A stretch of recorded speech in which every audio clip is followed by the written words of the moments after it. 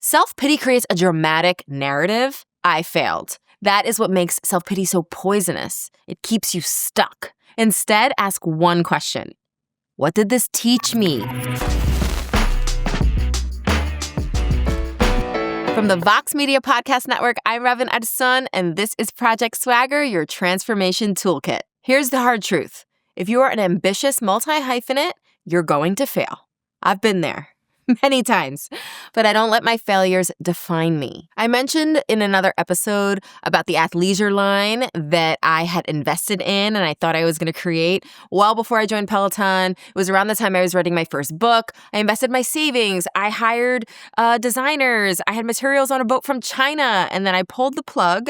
I lost a ton of money, a ton of my own money. I felt like a complete failure, and that was a failure that actually sat with me for years until I was able to redefine that. And then I had the immense pleasure of working with Peloton on an athleisure line. I was able to do it at the right time in my life, so it was a success. But I sat with that failure for a really long time, and since then I have developed an 8-step process for recovering from failure. These are the mindset shifts and strategies that keep you moving forward. Number 1, move your body within 24 hours. After a setback, the instinct is to withdraw, to go into your cave. Instead, move. Go for a run, lift, walk, stretch. It doesn't have to be super intense, but physical movement interrupts that thought loop of rumination and gets your nervous system out of freeze mode. Number 2, shorten the recovery window. Give yourself time to feel it. An hour, a day, a week, a workout, but it's not forever. Don't live in that place and keep that it's almost like you just keep cutting open the wound, right? It starts to scar over and you keep cutting it open. So give yourself a grieving period and decide when you can move forward intentionally with that time constraint. Number 3, write the lesson, not the story. Self-pity creates a dramatic narrative. I failed. And oftentimes that it's I failed and that it takes you down this negative thought loop. That is what makes self-pity so poisonous. It keeps you stuck. And oftentimes there's an entire elaborate story that you keep reliving and replaying again and again and again, which only ingrains it in your mind even more. Instead, ask one question. What did this teach me? Write down the lesson and leave the rest behind. And by the way, sometimes you need a little distance before you get to this point, right? So that lesson might not reveal itself when the wound is super raw. So just give yourself some time. Number 4, do one tiny forward action. Momentum beats motivation. We've talked about that here at Project Swagger. Send one email, research an idea, make one plan. The action shrinks the emotional weight of the failure. Number 5, change the sentence in your head. Catch the first negative sentence, I blew it, this is over, I'm a failure, and replace it with an instruction to take the next step, to stay in it, to try again. That language and that self-talk shifts your subsequent behavior. Number 6, revisit your proof file, revisit your greatest hits. Look at evidence of past resilience. Race finishes, hard moments you survived, risks that you've taken. You've handled difficulty before. You have made it through 100% of your worst days. So look for proof. Number 7, talk to someone who won't let you spiral. Choose people who offer perspective, not pity. You don't need a commiseration buddy right now. You need someone who doesn't validate the spiral. You need someone who reminds you of who you really are and encourages you to move forward. Number 8, return to your routine quickly. Structure is stabilizing. I know I've been there, sitting on the couch, ordering food, and just having that day where you're just like, I'm just gonna let it all go. It's okay. It's okay to have that day. I've had many of those days, but I try not to have those days in a row. So the key is getting back to your routine as soon as possible.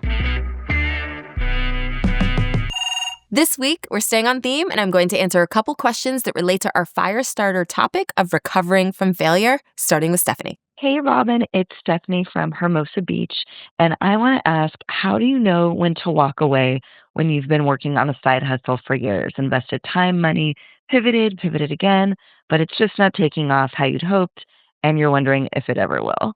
Maybe it's just not going to happen. Maybe it's not a good idea. When do you know it's time to accept defeat and move on? Oh, I love this question, Stephanie. I think distinguishing between a pivot and a failure is really hard for ambitious people. And the tenacity to just keep going after something is so admirable, but sometimes we have to know when to call it. And I think that's an individual question of resources, of energy, of have you made it to the messy middle? I think if we've made it to the messy middle and we can kind of take assessment of our physical health, our financial health, our spiritual health, and then ask, like, how much more runway do I think I have? That is from the place from which I would answer that question. Like for me specifically, when I was in the pursuit of that athleisure line, creating my own athleisure line years ago, I was also writing my book. So I was in the messy middle of both writing my book and trying to get this athleisure line going. And I knew energetically and financially that I couldn't do both. So it felt like a failure, but really it was a pause button. But it was only in retrospect that I realized it was a pause button. And so I do recommend taking honest stock of where you think you are in the process, because we don't want to become those people that start something for 5 minutes and then start something else for 5 minutes and then start something else for 5 minutes. So think like, am I in the messy middle, which means that you've given it a pretty good Herculean effort, and it sounds like you have. But then you have to take stock of your financial health, your physical health, and your spiritual health, and ask very, very hard questions about how much runway you think you have given the combination of those resources. Thank you for your question. Now let's hear from Maria. Hi, Robin. I hope you're doing well. My name is Maria, and I'm a collegiate athlete, and I'm also a big fan of not just your coaching and powerful motivation, but of the disciplined and inspired way you live your life. I wanted to ask you, how do you maintain your hustle when you're not seeing the results you expected? What helps you remain disciplined and humble in those moments? Oh my gosh, this is a great question. So the analogy I'll use is melting an ice cube. If I put an ice cube in here, I would probably just be staring at that ice cube for a while thinking like, that's never going to turn into water. And then it's that 1 degree difference from freezing to not freezing that makes the ice cube melt. And then all of a sudden, boom, evaporation. And I do see progress as that. It's like you chip away, and you never know how many of those efforts it's going to take to move the needle.